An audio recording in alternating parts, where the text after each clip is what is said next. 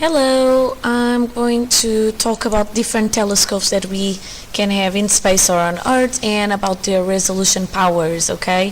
So, I don't know if you remember last video we said that the resolving power, I said resolution, the resolving power is needs to obey the Rayleigh criterion, which is this one. So actually let me show you.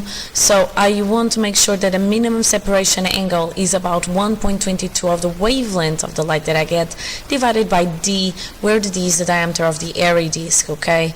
That diffraction rings, the first disk of that diffraction rings we get when you get an image in a telescope, okay? So this is in a previous video if you want to go there and check so you know what I'm talking about, okay? So first of all, I'm going to go on radio telescopes. Now the radio telescopes were quite useful actually to get the structure of the Milky Way, because they can travel through gas and clouds where the visible light cannot go. So if you remember that other video about why we use telescopes that are non-optical, you already know that non-optical telescopes are going to show us features that we could not see otherwise if we weren't be using a different wavelength, okay? So that's the first thing about this radio telescope, okay? And then what happens is if I have a bigger disk, so that's the disk here, and this is where the rays focus, okay? If I get a bigger disk, then I have more energy that I can collect every second, so I can get image of very distant objects, okay? And the power of my telescope is going to be proportional to the diameter squared, where the diameter is the diameter of the disk, okay? Now more on the radio telescopes. So they use a parabolic disc as a reflector, so we know that from previous videos on why it needs to be parabolic. And again, they have the aerial that picks up the signal, and then the camera or our eye could not in an optical signal. So I get here the telescope, it reflects everything here to the top, and then that's where I get my images, okay? Now the largest telescope is the one that I'm showing you here. So the diameter of this disc is a telescope in Puerto Rico. The diameter of this disc is 305 meters, okay? It's a huge telescope, and we are going to talk why in a second, okay? So the radio telescopes, and let's compare with the optical telescopes. So I will always be comparing in terms of resolving power. So both radio and optical telescopes can be ground-based, which is good for the two of them. Now, if you think about it, the wavelengths used by a radio telescope are much longer than the ones in visible light, okay? Now, if you think about that formula that says that the resolving power needs to find that criterion that the minimum angle of separation needs to be equal to the wavelength divided by the diameter of the airy disk, then you know that the wavelength is bigger for a radio telescope. Therefore, I would need a bigger angle separation. So the resolving power of a radio telescope is much lower than a telescope which would be optical of the same size. So if I want to improve and increase the resolving power, I need to have large dishes, okay? So that's why I had those 305 meters and in other case 75 meters, okay? So the larger the diameter of the telescope, the greater the collecting power, and therefore the greater the resolving power, okay?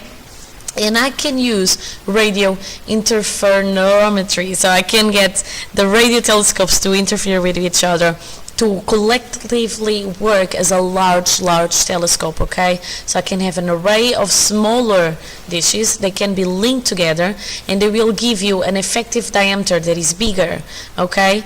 And in this way is the same as me having a huge radio telescope.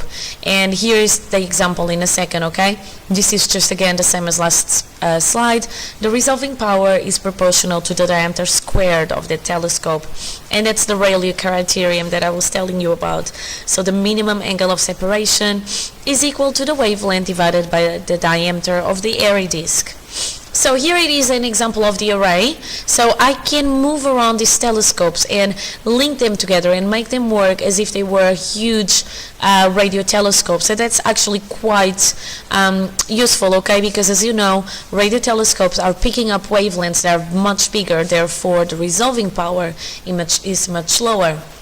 Now, in this question, they say calculate the resolving power of a certain telescope that receives wavelength of radio waves of 21 centimeters.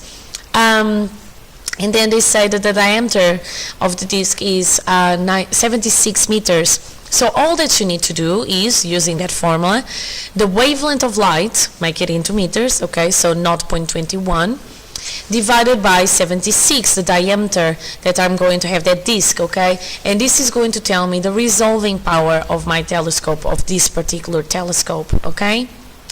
Now, I can also have infrared telescopes. So infrared is going to be just before the visible light, but still with a bigger wavelength, okay? So infrared telescopes, they have large concave reflectors. We are going to see why in a second. And they focus all the infrared radiation onto a detector at a focal point of the reflector. Now, planets and dust clouds in space, they may not be hot enough to emit light, but they will emit infrared radiation because, as you know, any object that is above 0 Kelvin emits infrared radiation. So I have here an image of a supernova, and this is taken by the Hubble telescope in the visible light. The same supernova here with the Spitzer infrared telescope. Again, you can see that different features are being showing, okay? Now, the resolving power of an infrared telescope is lower than of an optical telescope with the same size, okay? Because, again, the infrared light has a longer wavelength, and therefore I need a minimum separation that is bigger for me to be able to resolve the different objects, okay? So anything that has a wavelength longer than light is going to have a lower resolving power when it's made on a telescope. Anything that is a smaller wavelength than light is going to have a higher resolving power for the same size of an optical telescope, okay? Now, there is another space telescope, I forgot how to say the name again, that will try to detect the formation of young stars within gas nebula, because again, this is going to be stuff that we wouldn't be able to see with our own eyes, but the infrared telescope is going to show us that, because even if the cloud is not hot enough, it can still be picked up by the infrared telescope, okay? Now, the infrared telescopes, they can be ground-based as well. Oh, sorry. They can be ground-based as well. However, the atmosphere does have a huge impact on the infrared, because the water vapor in the Earth's atmosphere will absorb quite a great amount of infrared radiation. So I either take the telescopes to space, which is going to be an issue for me, I'll tell you in a second, or then I will get the telescopes in a very high and dry place, okay? So it needs to be somewhere like the Mount Mauna Kea in Hawaii, where I'm about 4,205 meters above the sea level, because what is going to happen is I'm above the clouds, I don't have as much atmosphere, and I won't have as much water vapor. And the dry is again because of the water vapor. If I'm in a humid place, then there is more water vapor in the atmosphere, so I absorb more infrared radiation. So, if they are ground-based, they need to be in very high places at a high altitude, okay? So they want to get out of most of the water vapor in the atmosphere. And I already told you this example of this telescope in Hawaii, in Mauna Kea, or then I can even go to high altitude in Antarctica, okay? Because it's still dry, okay? If I send them to space, then there are two other things that I need to take in consideration. I may not have to think about the atmosphere absorbing the infrared radiation. However, I need to make sure that I save my telescope from the heat from space, okay? And then I also need to cool down the the telescope, using liquid nitrogen, for example, okay, as a coolant. So in order to get the images, so I need to do that. Now, the problem with this is that I limit the lifetime of my telescope, because I will not have a huge amount of coolant that is going to last forever. So, for example, the Spitzer Space Telescope was launched in 2003 and ran out of the cooler, which was the helium coolant, in 2009. So it was there for 6 years. That is very, very expensive for a space telescope, okay? It's a very short lifetime for a space telescope to justify that amount of money. So many times we get these infrared telescopes on Earth, okay, ground-based. Now, I can also have ultraviolet telescopes. Now, if you remember what I told you a couple of slides ago, these ultraviolet telescopes, they are going to have a higher resolving power, so I'm actually jumping right here, a higher resolving power than one comparably sized optical telescope, because the wavelength of ultraviolet is smaller than the wavelength of light, okay? Now, all ultraviolet telescopes must be sent to space, because the ultraviolet radiation is absorbed by the Earth's atmosphere. Okay, there is also another possibility, which is flying the telescope at a very high altitude, so away from the Earth's atmosphere, so I can take images. Okay, now these telescopes are quite useful to get spectral lines of very hot stars, to find out their composition. I can use them as well to figure out if there is any Doppler or effects or any blue or red shift, to figure out if I have a binary system or if I have any extrasolar planets around. So they are quite useful, okay? And other objects that emit this type of radiation are going to be anything that is quite hot, okay? So stars, supernovae, quasars, and some gas clouds. So these telescopes are very useful, and they happen to have a higher resolving power because the wavelength is smaller than the wavelength of the normal light, so that's great, okay?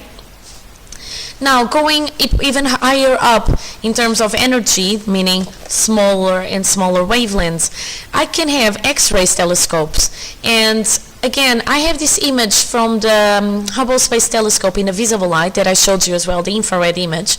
And this is of a supernova, right?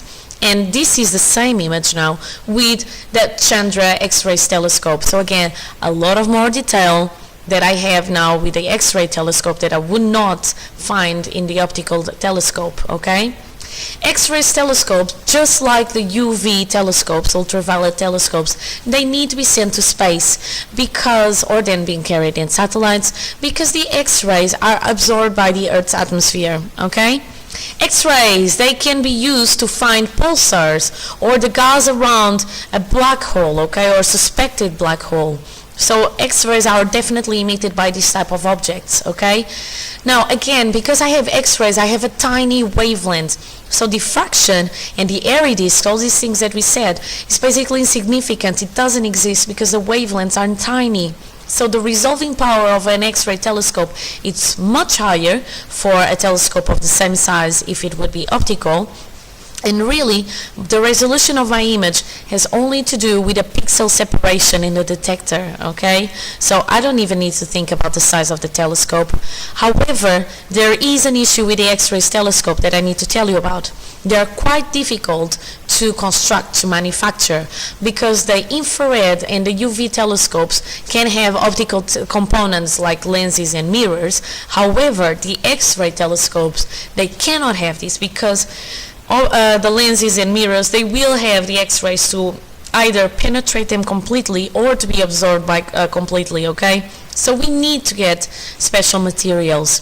So I can get glancing incident mirrors, okay, and they can be made of ceramic or metal foil, and then they reflect the X-rays, and the X-rays need to hit them at a shallow angle. So these are the mirrors, and this is the shallow angle, so a small angle, okay, not a very high one, so they can actually reflect, okay, and focus at a point.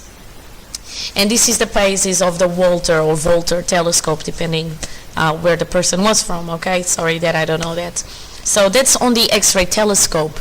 Now, if I go higher up in terms of energy, I get the gamma rays telescopes. Now, some of the most distant objects, they give off bursts of gamma rays, so they give quite a big amount of energetic radiation.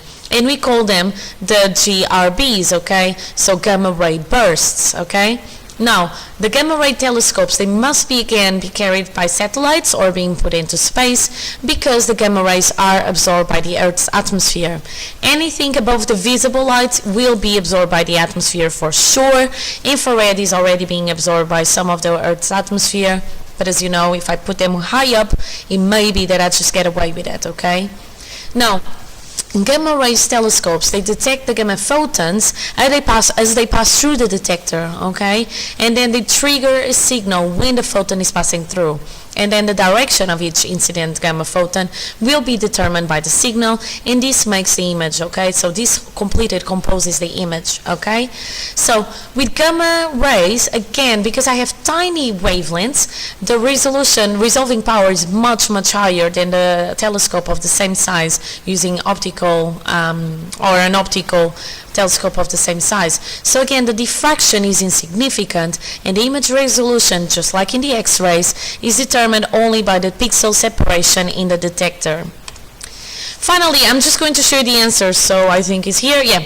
Finally, just here a quick exercise about the telescopes. So the resolving power of a telescope can be raised by increasing the power of the objective lens. No, that's false. The larger the diameter of the objective, the greater the collecting power of the telescope. Yep, is proportional to the diameter squared. A radio telescope can detect much more distant objects than an optical one. Yep.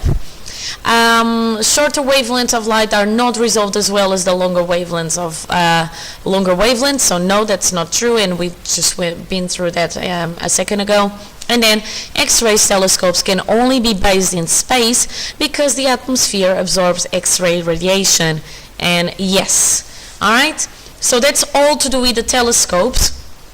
Actually, I'm still going to tell you about CCDs, but this is all for now for this particular lesson. So see you later. Take care. Bye.